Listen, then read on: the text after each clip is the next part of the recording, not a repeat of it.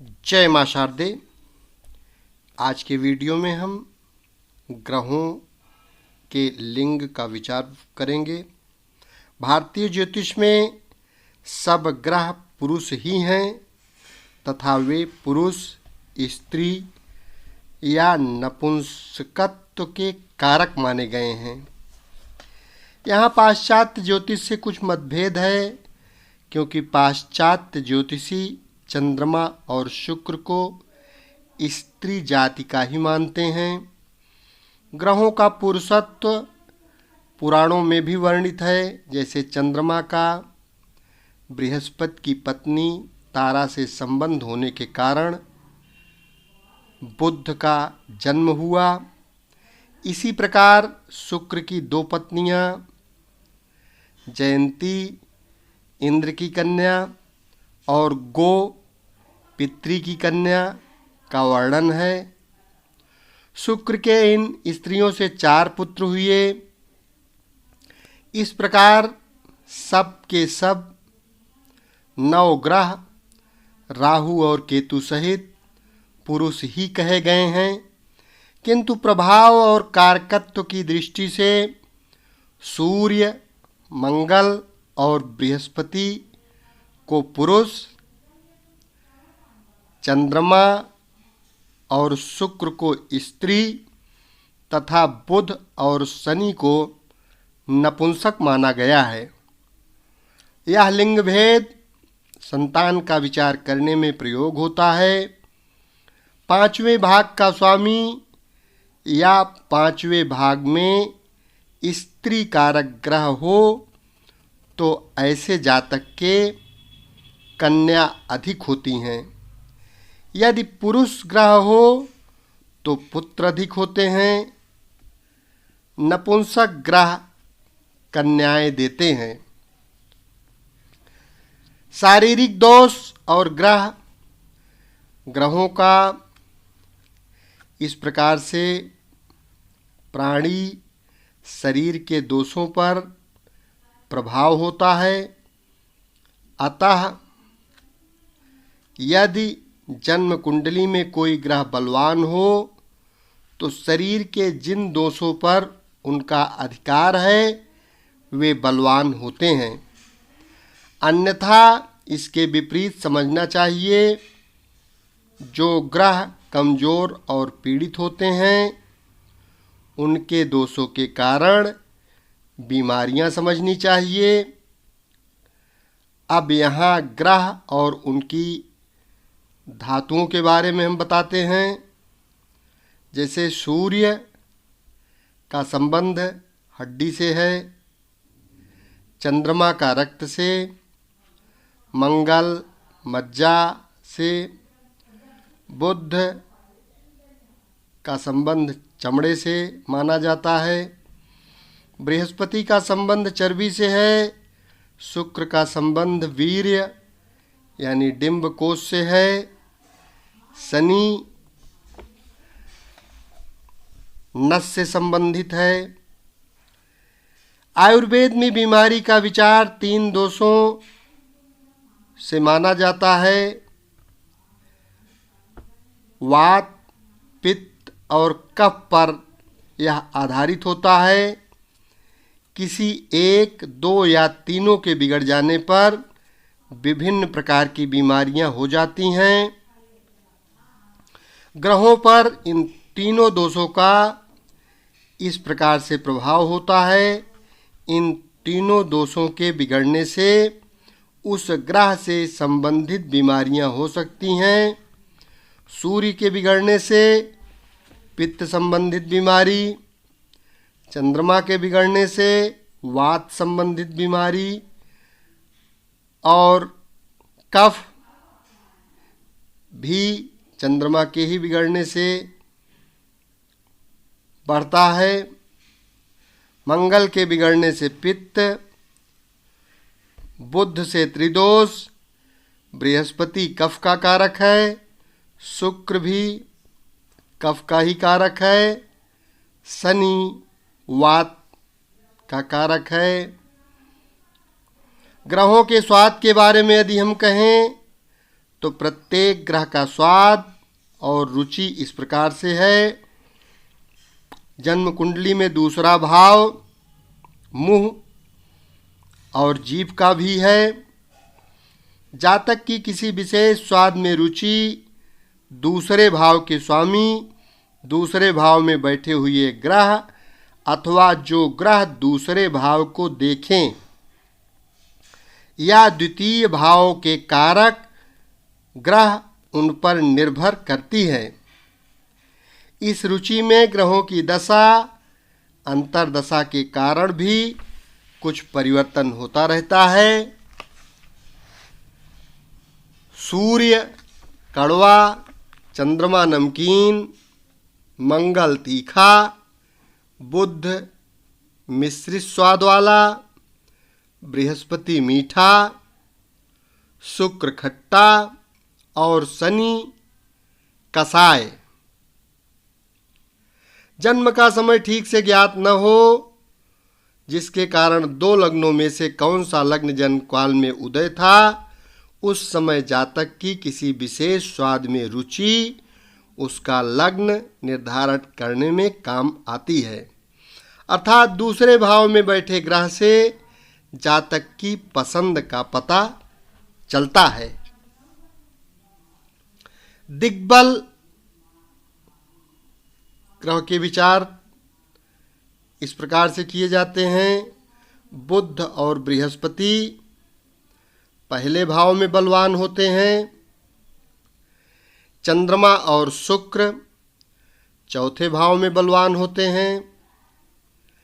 शनि सातवें भाव में बलवान होता है। सूर्य और मंगल 10वें भाव में बलवान होते हैं।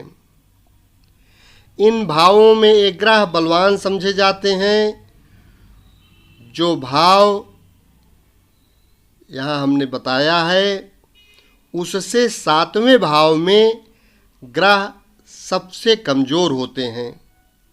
जैसे बुध और बृहस्पति 7वें भाव में, पहले भाव में शनि तथा सूर्य और मंगल चौथे भाव में। यदि पूर्ण बल एक इकाई हो तो ग्रहों को केंद्र में इस प्रकार का बल मिलेगा, जैसे इस तालिका में आप देख सकते हैं। सूर्य 1 में 1/4, 4 में 0, 7 में 1/4, 10 में 1। चंद्रमा 1 में 1/4, 4 में 1, 7 में 1/4 यानी 1/4, 10 में 0। मंगल 1 में 1/4, 4 में 0, 7 में 1/4, 10 में 1। बुध 1 में 1, 4 में 1/4, 7 में 0, 10 में 1/4। बृहस्पति 1 में 1, 4 में 1/4, 7 में 0, 10 में 1/4। शुक्र 1 में 1/4, 4 में 1, 7 में 1/4, 10 में 0। शनि पहले भाव में 0, चौथे में 1/4, 7वें में 1, 10वें में 1/4।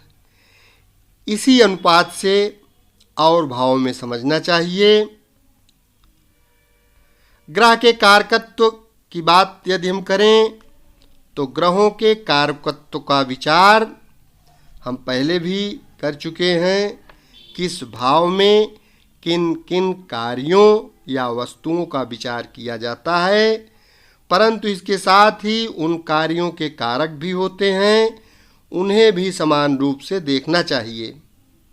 किसी भी कार्य का विचार करने के लिए भाव का, उसके स्थान का, जो ग्रह उस भाव से संबंधित हों, अर्थात जो ग्रह वहाँ बैठे हों या उसे देखते हों या उसके स्वामी के साथ हों या उस कार्य के कारक का विचार करना चाहिए।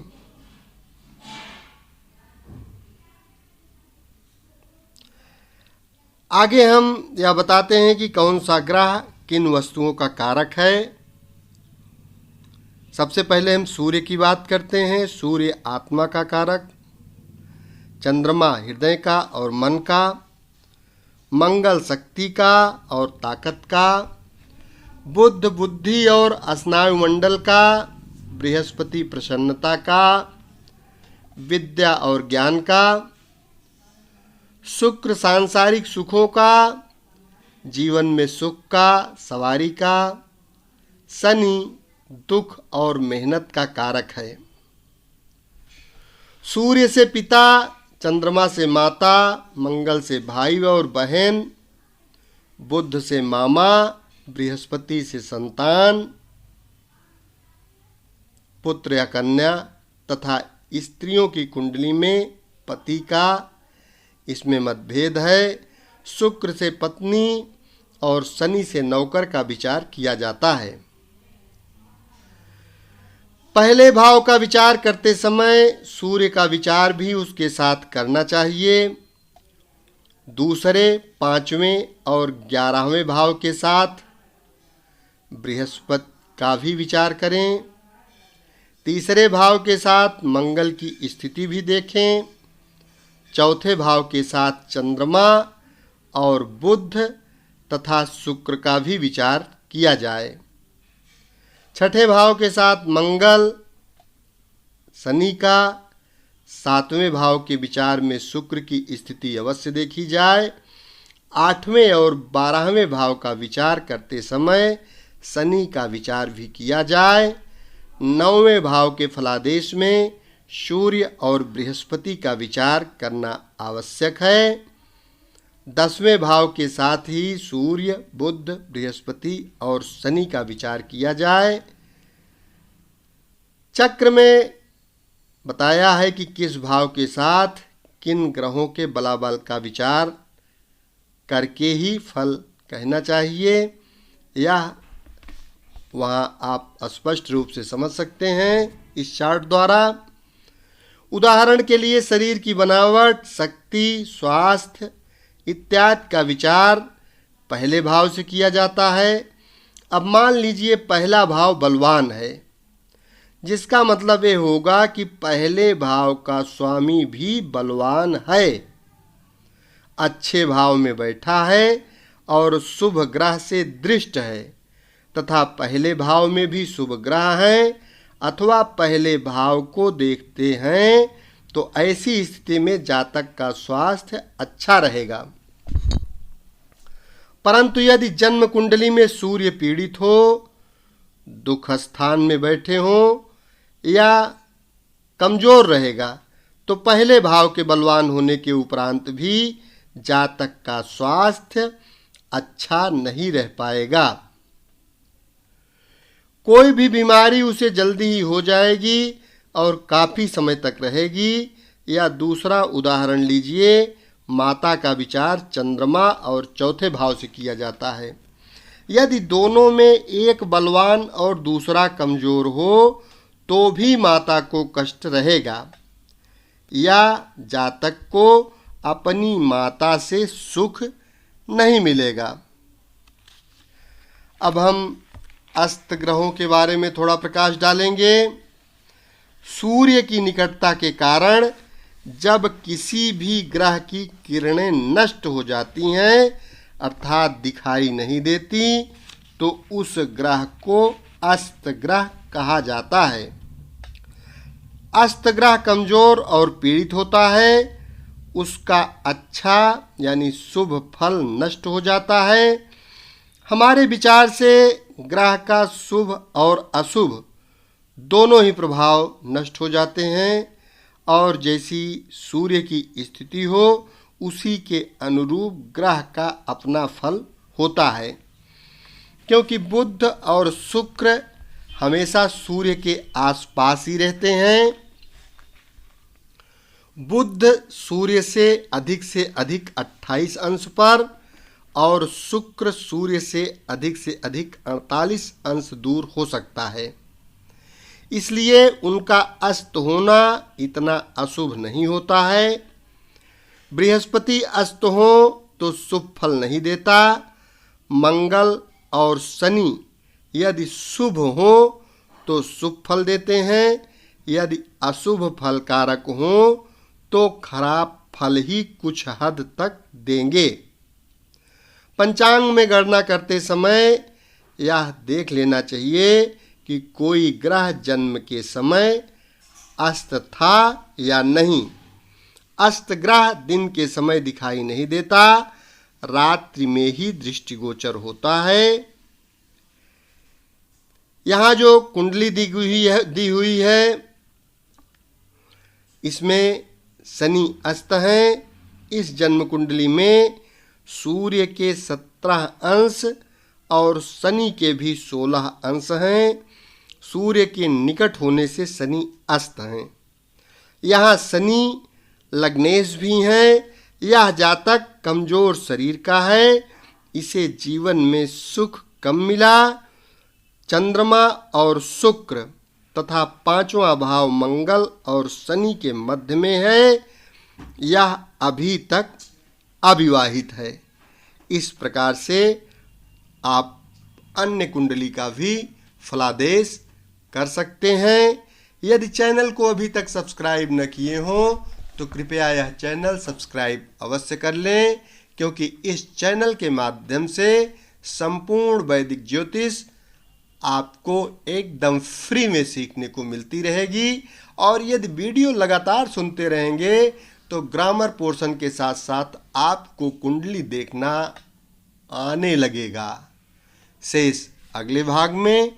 धन्यवाद।